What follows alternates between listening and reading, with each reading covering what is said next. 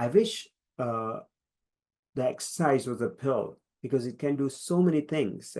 Exercise has so many benefits. I cannot tell you how beneficial the exercise is. Our brain evolved to move. It's a really big sentence. Why do we move? Why do we have a brain? We have a brain because we move.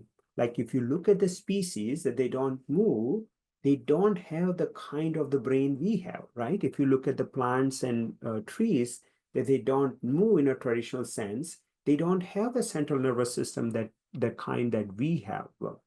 The more complex movements we make, our brain gets better and better. So movement is very important. Exercise can actually boost your brain's immune system. Yes. So our brain has an immune system that gets rid of toxic materials and poisons and stuff like that. When you do exercise, it improves your brain's immune system so it can work better. It can protect your brain more. Exercise works as a fertilizer. So exercise increases the type of chemicals that helps your brain not only grow in number of cells, but actually increase number of connections between brain cells. And yes, exercise can grow new brain cells at any age. Yes, the older you are, harder it is for your brain to come up with the new cells, but it is possible that even in your 90s, some neurogenesis does happen, specifically in the hippocampus and maybe in the olfactory bulb. Hippocampus is a part of the brain that is responsible for short-term memory formation.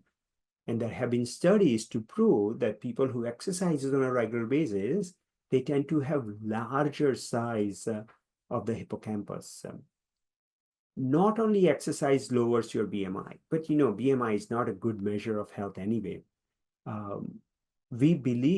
I actually don't even believe in tracking weight, right? You need to have a smart scale that actually tracks your body composition rather than just your total weight. Exercise reduces your anxiety and depression. It actually improves your mental health. There have been research studies where a group of patients got exercise and a drug, like a Zoloft or something like that, and another group just got Zoloft. 6 months later, both of them were doing okay. Both the groups were doing okay. But once they stopped the medicines, the group that was doing exercise not only did better longer term quality and quantity wise. So exercise is very important whether you are taking the medicine or not taking medicine for your neurological conditions.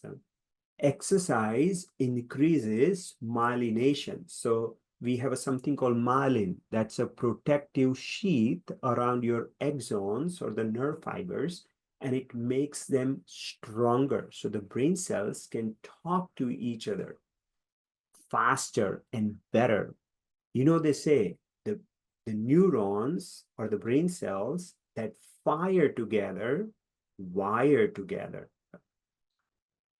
Exercise, as you know, is not only good for our brain, but it's actually good for our body as well, right? It reduces your risk of diabetes, hyperpressure, heart attacks. It actually reduces your risk of developing cancers and stuff like that. So there is not a single disease that I can think of that does not benefit from regular exercises. Exercise improves your executive function. I remember growing up in India, like if you're in a school and if you're not paying attention, the teacher will give you punishment of doing squats. So you hold your ears and you squat like this. And now looking backward, I think that is such an amazing punishment, right? Because children, when they have to do these squats, it increases the blood flow to their prefrontal cortex and improves their attention. So physical activity is a good way to improve your executive function. It actually reduces the beta-amyloid in your cerebrospinal fluid.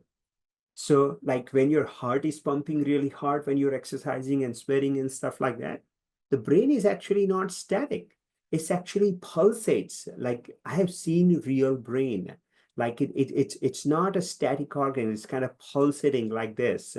So when you're huffing and puffing, imagine your brain is pulsating so much, and that pulsating movements, it's getting rid of all the toxins from your brain, including beta-amyloid.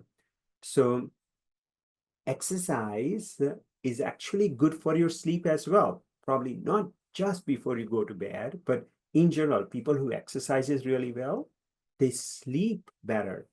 In this modern day and age, we do such a little physical activity that I'm not surprised that why people have sleep problems. We have to have enough physical activity, and our body has to be tired enough to be sleepy.